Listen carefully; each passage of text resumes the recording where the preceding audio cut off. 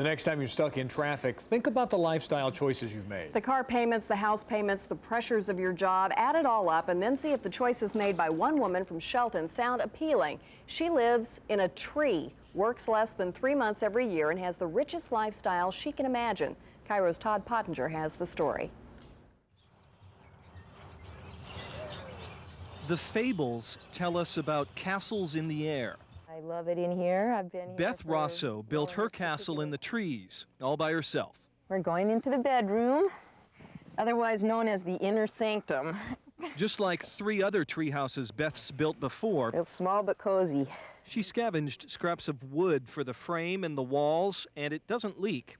And during a storm, I mean, does this thing hang together pretty good? It hangs together like a champ. And though she can hook up her wood stove, a special heavy clear plastic and a southern exposure keeps it toasty in the winter. It's been 22 degrees outside and 80 degrees in the bedroom. Inside, it's I'd be plastered down at with a Arcadia collage playing of affirmations of her lifestyle, like, once you learn to do nothing, you never have idle time. Think about that one for a minute. When you have a lot more time than money, you see the world in a different light. Why live like this? Well, to have as much free time as you want, to do with what you want, and to be low impact. That is, if I have one goal in life, that's probably it, to leave no footprints when I go. Low impact means living without a full-time job for 2 decades. They were just tiny little alder trees. Boy, did that house whip around.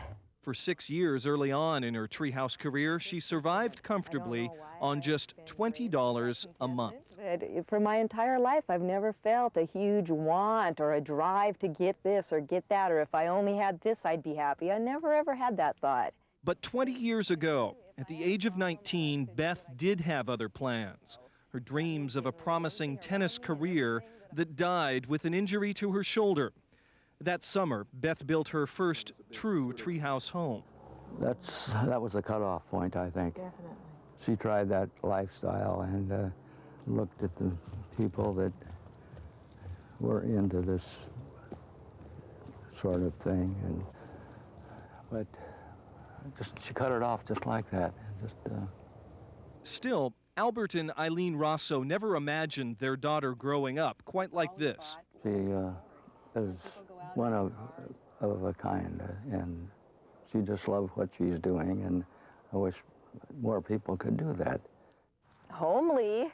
Pumpkins are beautiful. You should see. So Beth works just 10 weeks every year, sometimes a little more. Most of it on a pumpkin farm in the Auburn Valley. This is the royal family. Their expressions change through the season because we have to replace the heads quite often.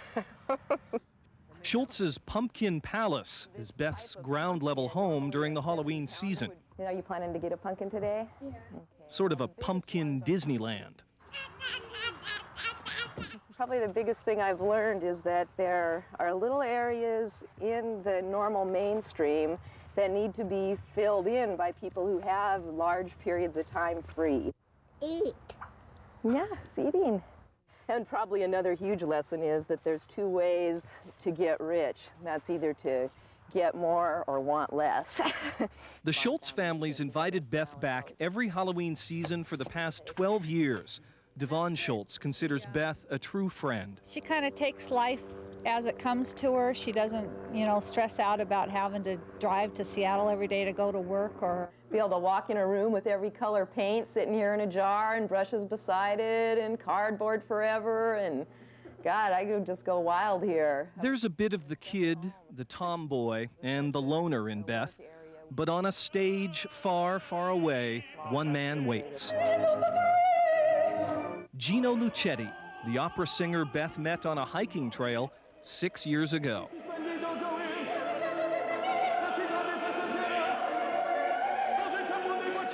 Communicated, and she told me that she had a tree house, and I thought, wow, that sounds great.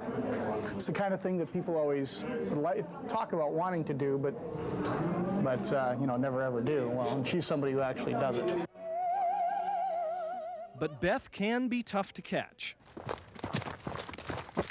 During the 40 weeks a year she's not working, Beth's usually hiking in the mountains throughout the West. But I try to be near trailheads on summer weekends so that he can either hike in for the weekend or I can hike out and maybe we'll come back here or something. I try at least 2 weekends out of the month to see Gino if I can. Beth, right now, oh, she's up in the Dosey Wallop. She's probably about at Grey Wolf Pass right now. Just having a wonderful time. Oh, that would be another wonderful place to be.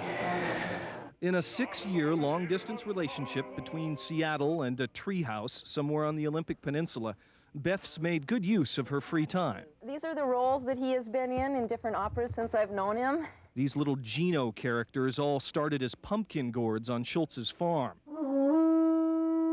That's a piece of dried kelp. And her guest house dome that houses her shower is actually an old monkey bar set left over from the Pierce County Fair, another temporary job Beth's had the past 24 years. This one is just made from a saran wrap thing. She's not interested in material things. What she's doing is her way of life, and she's happy with it.